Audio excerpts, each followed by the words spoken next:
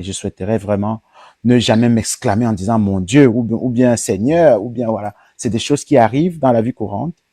Et parfois, j'éclate de rire parce que je viens de dire un mot comme ça. Je viens de dire Seigneur Jésus, par exemple.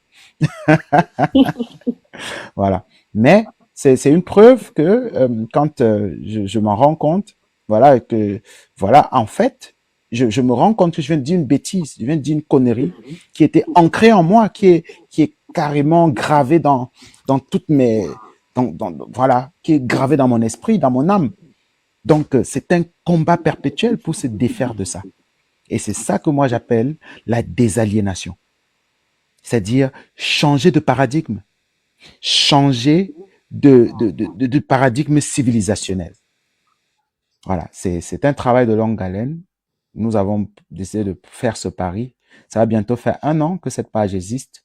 Donc, je pense que il y a quelques vidéos quand même que j'ai publiées qui ont eu beaucoup de vues. Donc, les gens savent déjà à peu près quand ils me voient quelle est ma ligne éditoriale, ce que je propose, pourquoi je le fais. Et pour ceux qui l'ont pas vu, parcourez un peu les vidéos, vous allez vous en rendre compte. Nous avons décidé de lancer cette deuxième série de veillées parce que je me suis vraiment rendu compte que c'est tout un autre public, c'est tout un autre type de frères et sœurs qu'on retrouve à ces heures-ci. Voilà. Donc, et ça fait toujours du bien aussi de découvrir que, voilà, parfois, ils sont aussi dans d'autres pays ou dans d'autres contrées où c'est pas la nuit, etc. Mais du coup, on a la possibilité de se connecter à tout le monde si on peut changer, varier en fonction des zones, voilà, des zones du temps. Voilà. Merci une fois de plus. Je vois ton micro encore ouvert. Si tu veux ajouter quelque chose avant qu'on accueille Manek Den. Non, c'est bon, on peut passer la parole. Merci beaucoup. Parfait, parfait. Mais tu restes là. Oui. Bravo. L'Africain doit se sentir suprême. Absolument. J'ai vu dans un débat où un noir voulait prouver que ses ancêtres ne sont rien. Mais Oui, j'étais ils sont nombreux, dépassé. ils sont nombreux. J'étais dépassé. Je lui ai dit que de la même façon que tu insultes tes ancêtres, c'est comme ça que demain ton enfant va t'insulter, ne te plaît pas. Ah oui. Ils ne veulent pas comprendre ça. Non, en fait, Et c'était ça. ils sont conditionnés par le dogme. Voilà.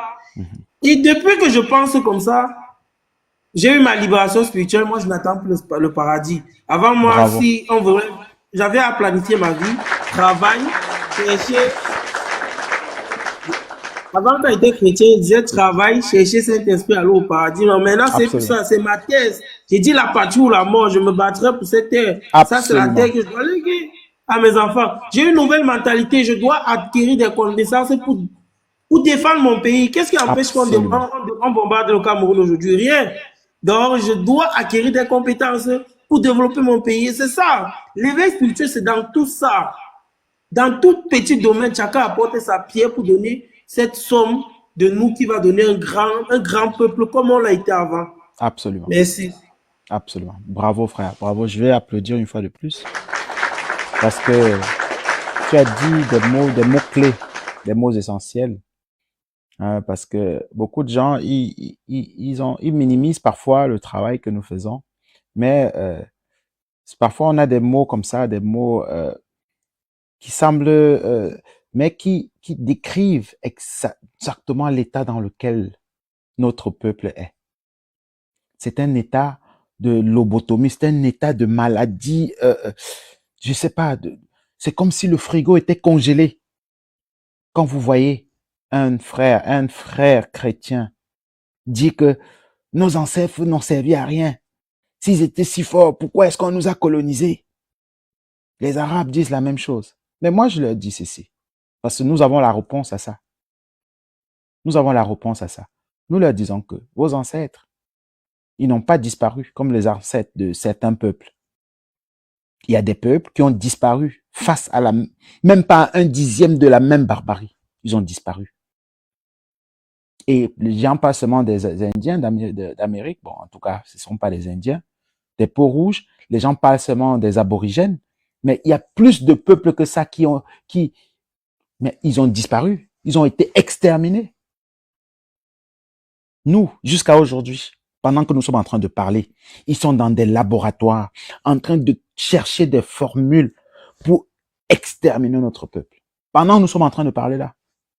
Mais ils n'y arrivent pas. Ils n'y arriveront jamais.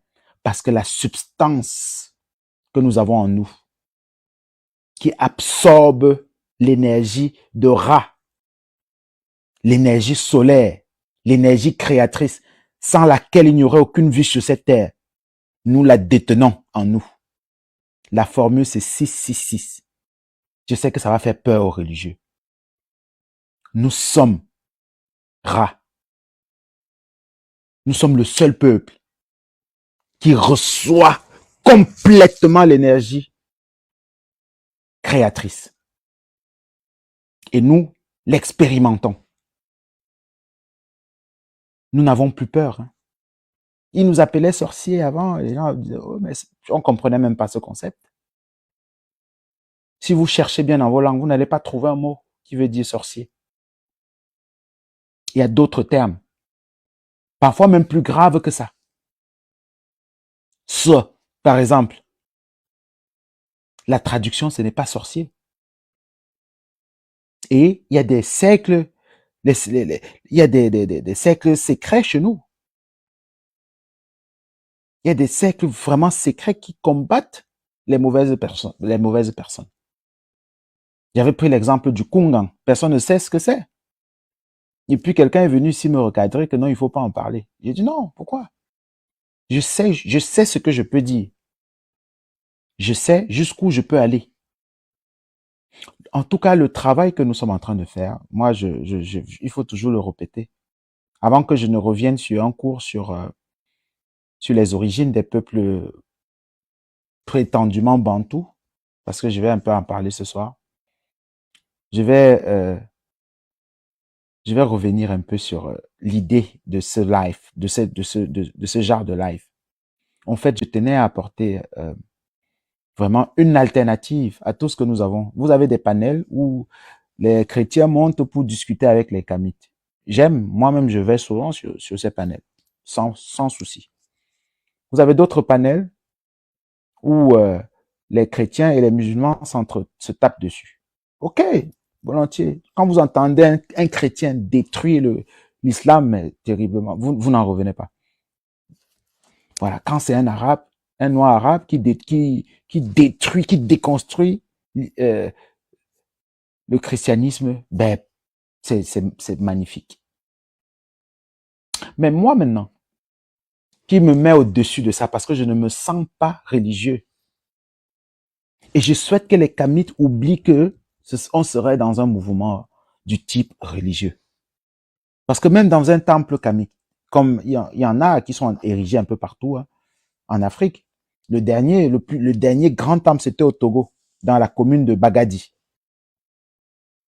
Dans un temple kamite, vous pouvez faire tous les rites que vous voulez. Hein. Vous n'allez pas là-bas pour invoquer les ancêtres d'une personne qui est hors de vous. C'est parce que chez vous, votre petit hôtel que vous avez chez vous ce n'est pas un endroit qui a assez de vibrations. Parce que vous n'avez pas su constituer un vrai hôtel. C'est pour ça que nous allons dans des temples, comme dans l'Antiquité, dans l'Afrique de l'Antiquité. Tous les pharaons étaient obligés d'aller dans Couche, rencontrer un oracle, afin d'être couronnés. C'est ça le rôle du temple. Même quand vous entendez le temple d'Unas, le temple d'Amon, etc. Dans chaque temple, il y avait des cultes particuliers qui étaient pratiqués.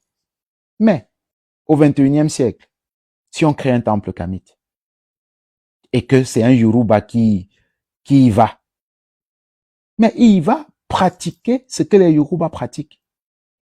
Parce que nos hôtels sont identiques. Nos hôtels, j'espère que vous comprenez ce que je veux dire par hôtel, avec AU. Voilà, sont identiques. Mais le temple où ils font leurs sacrifices, disons ça comme ça, disons leurs offrandes. Offrandes, ça va sonner mieux pour ceux qui ont peur. Là, oui, c'est la même chose, c'est le même endroit. C'est le même endroit. Et les paroles proférées, ce que nous on appelle les formules, les formules magiques. Pour ceux qui ont lu le livre des morts, je vous le conseille grandement. Si vous n'avez pas ce livre, demandez-moi. Je l'ai en anglais aussi. Et celui en anglais est plus complet parce qu'il a les dessins, de toutes les imageries, ils sont représentés. Et si vous recevez ce livre, il faut le lire sous le prisme de votre propre tradition. Et là, vous allez comprendre beaucoup de choses. Nous avons compris que toutes les processions de l'Égypte antique se retrouvent dans nos traditions. Même le gâteau qu'on fait, la manière qu'on fait avec le maïs, la manière que c'est expliqué, c'est tellement détaillé, je me suis vu au village. L'huile, l'encens, les grains de maïs, etc. En tout cas, chercher à lire ce livre. On va faire un autre tour de panel. Peut-être que il y a Tac Justement, qui est revenu. je voulais rebondir sur ce que tu venais frère. de dire, Mhm. parce que effectivement, dans toutes ces pratiques de la tradition africaine, que ce soit le vaudou, le lakam, que ce soit le bouiti, Mhm. que ce soit le mbok, Mhm. par exemple, etc., on verra bien que les hôtels, tels que tu nous le disais tout à l'heure, vont être constitués de la même manière. Absolument. Mais ce sur quoi je voulais mettre un point d'orgue, c'est surtout sur les éléments ritueliques, c'est-à-dire tout ce qui entre autour et qui participe de ce rituel-là, n'est-ce pas? Comme les boissons, par exemple, pour ne citer que cet exemple-là. Vous voyez? Et c'est pareil partout. C'est pareil partout. Donc, là encore, on a une preuve, hein, s'il faut passer le temps à donner des preuves. Mais je vais dire, on peut constater là encore qu'il y a une forme d'unité culturelle. Parce que l'unité culturelle, elle n'est pas qu'au niveau de l'histoire ou de la langue, mais également dans les pratiques spirituelles. Absolument. Dans les valeurs, dans les systèmes de pensée, etc. Et justement, ce sont ces systèmes de pensée-là qui vont se matérialiser par les rituels qu'on peut voir, qu'on peut pratiquer. Vous voyez? Donc, voilà, c'est juste le petit ajout que je voulais faire. Merci. On va applaudir pour ça. Je ne sais pas si tu as déjà lu le livre des morts. Je te le conseille vivement parce que c'est un livre qui va te troubler. Voilà, je crois qu'il faut. Je l'ai même d'ailleurs ici. Voilà. Posé là. Parfait. Donc, tu l'as en papier d'ailleurs, donc c'est encore mieux. Donc, je crois que tu l'as déjà lu. Oui, bien sûr. Voilà, donc tu sais tu as bien compris ce que j'étais en train d'expliquer. Oui, bien entendu. La différence, ce qui peut pousser certaines personnes à ne pas comprendre, c'est parce on leur a fait comprendre que toutes les divinités égyptiennes vivaient dans le ciel. C'est ça. Donc, ils n'ont pas compris un détail. Hein, toutes ces divinités, et je vais le répéter ici, ce sont les émanations de notre propre transcendance spirituelle. C'est-à-dire quand on parle d'Horus, c'est vous-même. C'est à vous de devenir un Horus. C'est à vous de devenir un Osiris. C'est aux reines de devenir des déesses. De devenir une Neptis. De devenir une Isis. C'est pour ça d'ailleurs que, sans te couper, pardon, quand on parle de l'Osiris N, en fait, on parle de tout le monde. Hein. Absolument. On parle de chaque individu. On parle du défunt. Oui, on parle du défunt. Qui est tout le monde, en fait. Absolument. Tu vois?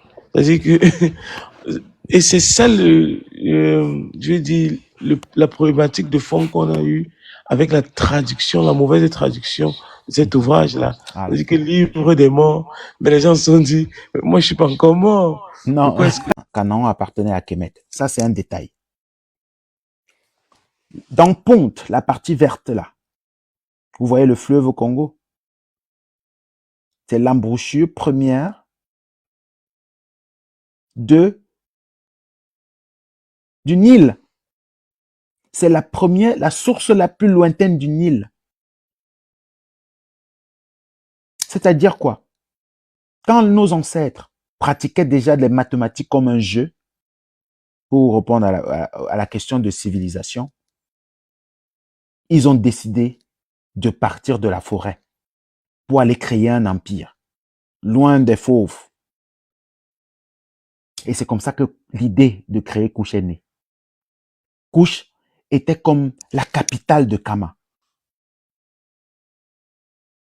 Kush, c'était la capitale de Kama, de tous ces peuples que vous voyez là. Donc, il y avait des émissaires de partout